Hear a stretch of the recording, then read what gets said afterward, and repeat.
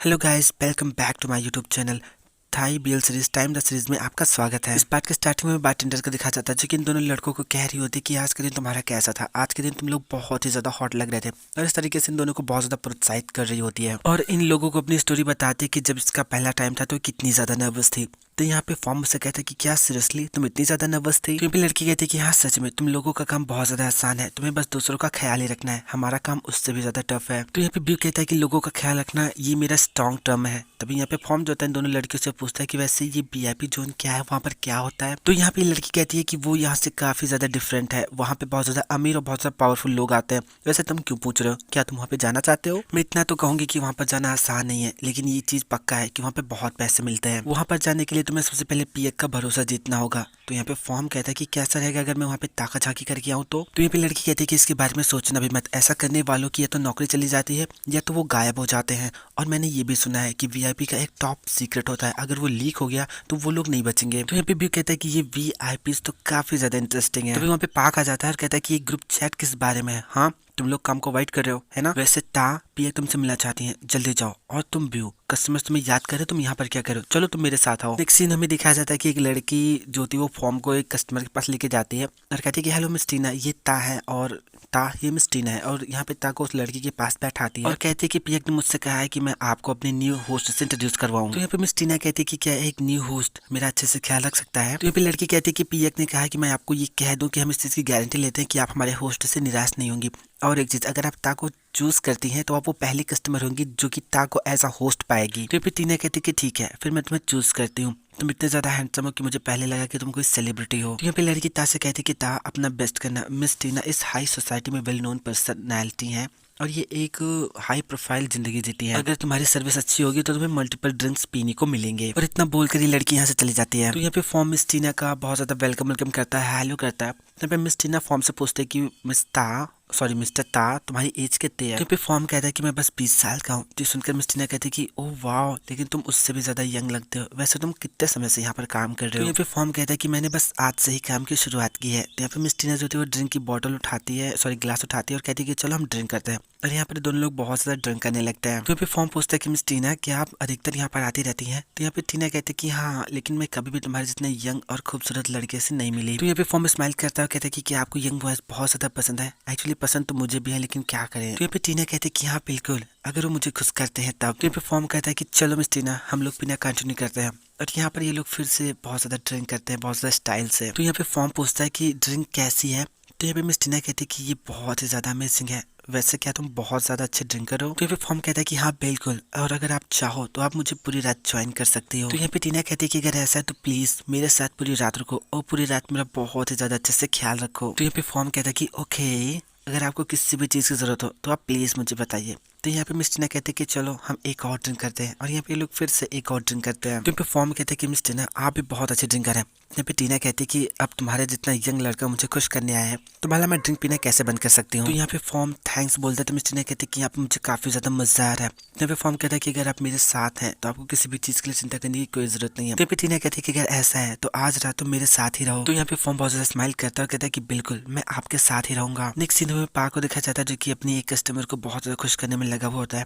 और कहता है कि आज तुम बहुत ही ज्यादा खूबसूरत लग रही हो। तो यहाँ पे लड़की कहती है कि अच्छा, और बाकी के दिनों में मैं कैसे लगती हूँ? तो यहाँ पे पा कहता है कि तुम हर रोज बहुत ज्यादा खूबसूरत लगती हो, लेकिन आज कुछ ज्यादा ही खूबसूरत लग रही हो। मैं जितनी भी बार तुमसे मिला हूँ तुम हर रोज से ज्यादा आज सबसे ज्यादा खूबसूरत लग रही हो। तो यहाँ पे लड़की कहती है कि क्या सच में? तो यहाँ पे पा कहता है कि हाँ सच में। और यहाँ पे पा कहता है कि क्या तुम्हें पता है इस पूरे क्लब में तुमसे खूबसूरत कस्टमर आज से पहले कभी नहीं आई? तो यहाँ पे लड़की कहती है कि मैं अपनी जॉ लाइन पे थोड़ा सा काम करना चाहती हूँ, अपनी आंखों को और भी ज्यादा बेटर करना चाहती हूँ। तो यहाँ पे पाक उसके मुंह पे फिंगर रखता है और कहता है कि बस अब और कुछ मत कहो, तुम्हें और कुछ भी करने की जरूरत नहीं है, तुम मेरे लिए अभी भी बहुत ज्यादा खूबसूरत हो। तो यहाँ पे लड़की पाक की इतनी चिकनी चुपड़ी बातों से बहुत ज्यादा प्रभावित हो जाती है और अपने पर्स से नोटों की गड्डी निकालती है और पाक को देती है और कहती है कि ये लो, ये है टिप तुम्हारे इस हार्ड से प्रयास के लिए। तो यहाँ पे पाक इस लड़की को बहुत ज्यादा थैंक्स बोलता है और उसको पीने के लिए ड्रिंक देता है। नेक्स्ट सीन में बी को दिखाया जाता है जो कि अपने कस्टमर को बहुत ज्यादा कंफर्ट करने की कोशिश कर रहा होता है। उसकी कस्टमर बहुत ज्यादा रो रही होती है और कहती है कि मैंने क्या गलत किया था, उसने मुझे क्यों छोड़ा? तो यहाँ पे भी कहते हैं कि कोई बात नहीं, कम से कम अभी यहाँ पर मैं तो तुम्हारे पास हूँ। तो यहाँ पे लड़की रोते हुए कहती है कि क्या मैं काफी नहीं हूँ? उसने उसने मुझे चीट क्यों किया। तो यहाँ पे व्यू कहता है कि उसे जाने दो, अगर तुम्हें खुश नहीं रखता तो तुम्हें इसके बारे में चिंता करने की कोई भी जरूरत नहीं है। तो यहाँ पे ये लड़की कहती है कि लेकिन मुझे बहुत ज्यादा बुरा लग रहा है। तो यहाँ पे पा कहता है कि कोई बात नहीं, कम से कम तुम्हारे पास मैं तो हूँ, चलो हम कुछ मजे करते हैं। कैसा रहेगा अगर हम ड्रिंक करें?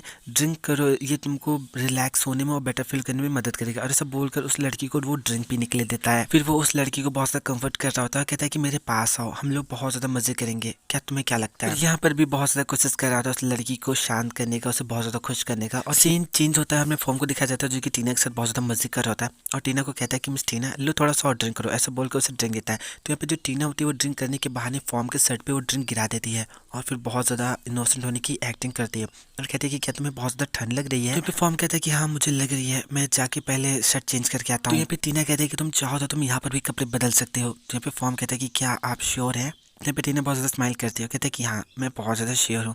और सब बोल कर वो फॉर्म के शर्ट को मतलब खोलने लगती है, उसके बटन को अनबटन करने लगती है। फिर हमें थोड़ी देर बाद का सीन दिखाया जाता है जहाँ पे फॉर्म जो था वो ड्रिंक काउंटर पे खड़ा होता है और तभी हमें दिखाया जाता है कि बो और परिणवी ये लोग सब ऊपर जा रहे होते हैं वीआईपी जोन में। और फॉर्म इस चीज़ को देखता है और बहुत ज़्यादा नोटिस करता है और कहता है कि ये तो मिस बो और परिणवी हैं, क्या ये दोनों एक दूसरे को जानते थे। और ये सब चीज़ें सोच के बहुत ज़्यादा कंफ्यूज हो रहा होता है। फिर वो अपने जेब से मास्क निकालता है, मास्क पहनता है और ड्रिंक उठाता है और ड्रिंक को लेकर वो वीआईपी जोन की तरफ ऊपर जाने लगता है। नेक्स्ट सीन में एक सपोर्टिव कैरेक्टर एक अंकल को दिखाया जाता है जो कि वेल मेंटेन होकर नीचे रूम में आ रहे होते हैं। तो तभी वहाँ पे एक लड़की आती है जो कि उस अंकल से पूछती है कि मिस परिणवी कहाँ पे है। तो अंकल उस लड़की से पूछता है कि क्या बात है बेटा, तो मुझे बता दो, मैं उनसे बात कर लूँगा। तो छोटी सी बच्ची कहती है कि मैं उनसे एक्टिंग स्किल्स के बारे में सीख रही हूँ और इसलिए मुझे मंथली पेमेंट उनको देनी है, नहीं तो फिर मैं नेक्स्ट मंथ उनसे कुछ भी नहीं सीख पाऊंगी। तो अंकल कहते हैं कि मैं तुम्हारे लिए पे कर सकता हूँ, लेकिन तुम्हें मुझे प्रॉमिस करना होगा कि तुम एक्टिंग से ज़्यादा अपनी स्टडी वगैरह पे फोकस करोगी। और यहाँ पे इस तरीके का बकवास होता है। फिर हमें दिखा जाता है कि अंकल जो कि शायद मिस परिणवी के हस्बैंड है, वो उसको कॉल करने की कोशिश करते हैं लेकिन परिणवी कॉल नहीं रिसीव करती।